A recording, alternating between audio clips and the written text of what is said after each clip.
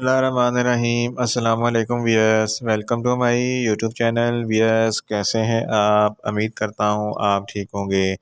Wears, आज मैं आपको क्रीमाफिन सिरप का मुकम्मल रिव्यू दूंगा जो हर किस्म की दायमी कब्ज़ और शदीद कब्ज़ के लिए बहुत ही मुफीद सिरप है।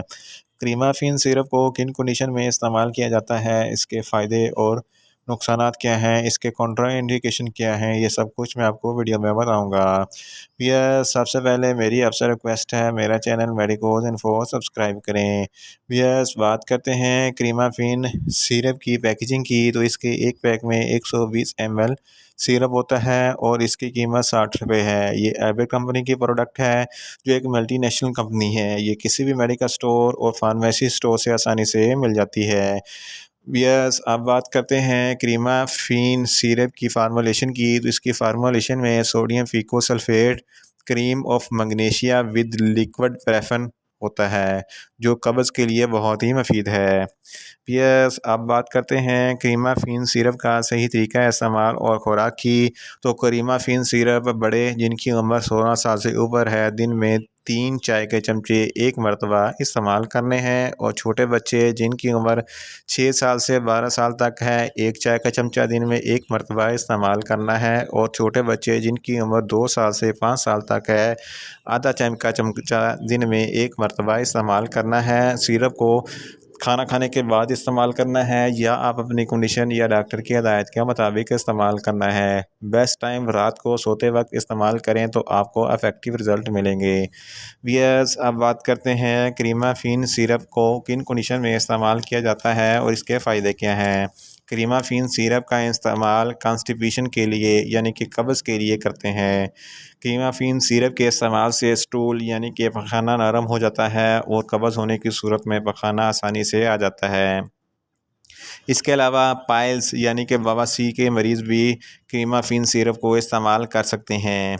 बवासीर वाले मरीज़ का पखाना अगर सख्त होगा तो बवासीर की वजह से मरीज़ को दर्द होगी और पखाने के साथ खून भी आएगा।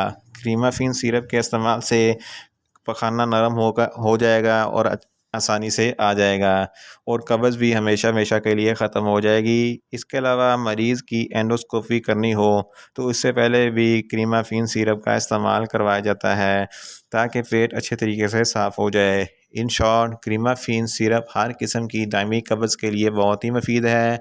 ये कब्ज़ को हमेशा हमेशा के लिए ख़त्म करती है। वियर्स, अब बात करते हैं क्रीमाफिन सिरप के नुकसानात की, तो इसके इस्तेमाल से आपको कुछ मामूली से नुकसानात भी हो सकते हैं, जैसा कि आपके पेट में दर्द हो सकता है, आपको डायरिया हो सकता है, आपको न्यूज़िया हो सकता है और आपको वोमिटिंग हो सकती है। वियर्स, अब बात करते हैं क्रीमाफिन सिरप के कॉन्ट्रा इंडिकेशन की, तो ऐसे अफराद जो क्रीमाफिन सिरप के किसी वजह से कोई भी एलर्जी है, क्रीमाफिन सिरप हरगिज़ इस्तेमाल ना करें। और प्रेग्नेंट ख़वातीन पहले 3 महीने क्रीमाफिन सिरप हरगिज़ इस्तेमाल ना करें, और ब्रेस्ट फीडिंग ख़वातीन भी क्रीमाफिन सिरप इस्तेमाल ना करें, और डिहाइड्रेशन वाले मरीज़ भी क्रीमाफिन सिरप इस्तेमाल ना करें। और इसके अलावा ऐसे मरीज़ जिनके आँत में कोई रुकावट वगैरह है वो भी क्रीमाफिन सिरप हरगिज़ इस्तेमाल ना करें। वियर्स, ये था क्रीमाफिन सिरप का मुकम्मल रिव्यू। उम्मीद करता हूँ मेरी ये वीडियो आपको अच्छी लगेगी। मेरी वीडियो को ज़्यादा से ज़्यादा लाइक करें, शेयर करें और कमेंट्स करें, और मेडिसन के मतलब इन्फॉर्मेटिव वीडियो के लिए मेरा चैनल मेडिकोज इन्फो सब्सक्राइब करें और साथ में लगे बेल आइकन को लाजमी प्रेस करें ताकि मेरी हर नई वीडियो आप तक बर वक्त पहुँच सके। मिलते हैं एक नई इन्फॉर्मेटिव वीडियो के साथ। अल्लाह हाफिज़।